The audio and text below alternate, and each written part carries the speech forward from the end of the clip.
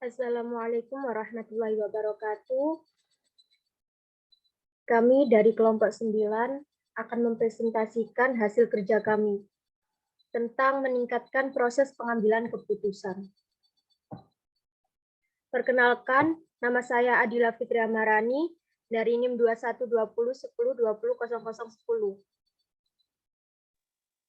Perkenalkan, nama saya Afi Asmal Kusna dari NIM 21201010200016. Perkenalkan, nama saya Devri Armalinda dari NIM 212010200045. Saya Muhammad Mikael Purwanta dengan NIM 202012212194.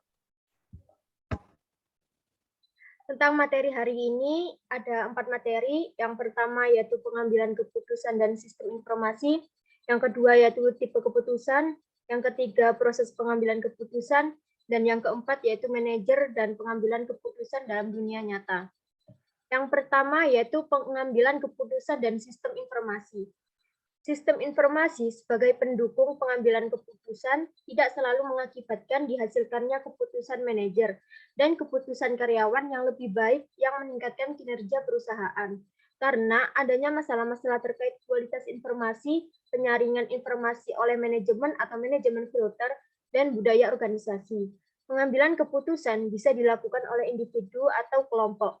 Pengambilan keputusan dilakukan oleh karyawan, manajer operasional, manajer menengah, dan manajer senior.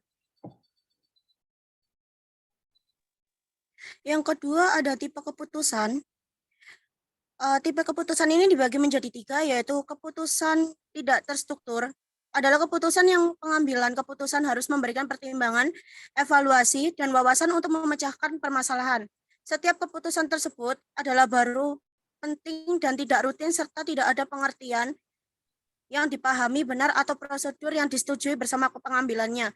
Yang kedua, keputusan terstruktur. Sifatnya berulang dan rutin serta melibatkan prosedur yang jelas dalam menangani sehingga tidak perlu diperlakukan seakan-akan masih baru. Yang ketiga, keputusan semi struktur, yaitu hanya sebagian masalahnya mempunyai jawaban yang jelas tersedia dengan prosedur yang disetujui bersama. Secara umum, keputusan terstruktur lebih umum dijumpai pada tingkat organisasi rendah, sedangkan masalah yang tidak terstruktur lebih umum dijumpai pada tingkat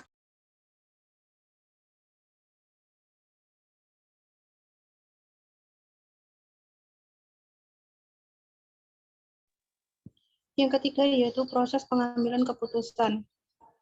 Yang pertama, intelligence terdiri atas menemukan, mengidentifikasi, dan memahami masalah yang terjadi pada organisasi. Mengapa masalah itu terjadi, di mana, dan akibat apa yang dialami perusahaan. Yang kedua, rancangan melibatkan identifikasi dan pencarian berbagai solusi masalah. Yang ketiga, pilihan adalah tentang memilih alternatif solusi yang ada. Yang keempat, implementasi adalah tentang membuat alternatif yang dipilih dapat bekerja dan tetap mengawasi seberapa baik kerja solusi tersebut. Yang keempat adalah manajer dan pengambilan keputusan dalam dunia nyata. Yang pertama itu peran manajerial. Peran manajer memainkan peran penting dalam organisasi. Tanggung jawab mereka adalah mengambil keputusan, membuat laporan, menghadiri rapat, serta merencanakan pesta untuk tahunan. Yang kedua adalah model manajemen klasik. Model manajemen klasik yang menggambarkan apa yang dilakukan oleh para manajer pada umumnya. Tidak dipertanyakan pada lebih dari 70 tahun sejak tahun 1920-an. Henry Fayol adalah para tokoh pada masa awal lahirnya. Yang pertama, menggambarkan 5 fungsi klasik dari para manajer, yaitu merencanakan, memutuskan, dan mengendalikan. Gambaran mengenai aktivitas manajemen tersebut mendorong pemikiran manajemen dalam waktu yang lama dan masih terkenal hingga saat ini. Yang ketiga adalah model perilaku, menyatakan bahwa perilaku yang sebenarnya dari para manajer terlihat kurang sistematis, kurang reflektif, lebih reaktif, dan kurang terorganisasi dengan baik daripada model klasik yang telah kita yakini. Yang keempat, peran antar pribadi. Dalam peran antar pribadi bertindak sebagai figur utama dalam organisasi. ketika mereka mewakili perusahaan kepada dunia luar dan melakukan tugas-tugas simbolik seperti memberikan penghargaan karyawan. Manajer bertindak sebagai pemimpin, memberikan motivasi, nasihat, dan bawahannya. Manajer juga bertindak sebagai penghubung antara berbagai tingkatan organisasi. Pada setiap tingkatan tersebut, manajer bekerja sebagai penghubung antar anggota tim manajemen. Selanjutnya, peran informasi. Dalam peran informasi, manajer bertindak sebagai pusat saraf dan organisasi menerima informasi terkini yang paling konkret dan mendistribusikannya kembali kepada mereka yang memerlukannya. Manajer adalah penyebar informasi dan juru bicara dalam organisasinya. Selanjutnya, peran pengambilan keputusan. Manajer mengambil keputusan. Dalam peran pengambilan keputusan, mereka bertindak sebagai wirausahawan dan mengusulkan jenis-jenis aktivitas baru, menangani gangguan-gangguan yang muncul dalam organisasi, mengalokasikan sumber daya kepada para sifat yang membutuhkan, dan mengasosiasikan konflik dan menjadi penengah antara kelompok-kelompok yang bertikai. Selanjutnya, pengambilan keputusan dalam dunia nyata, kualitas informasi.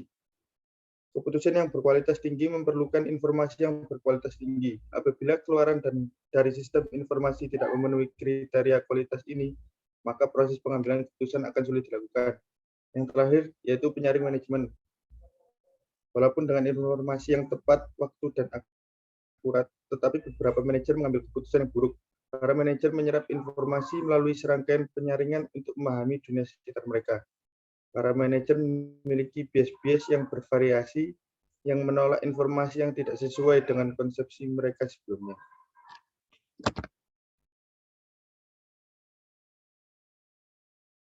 Sekian presentasi dari kami. Wassalamualaikum warahmatullahi wabarakatuh.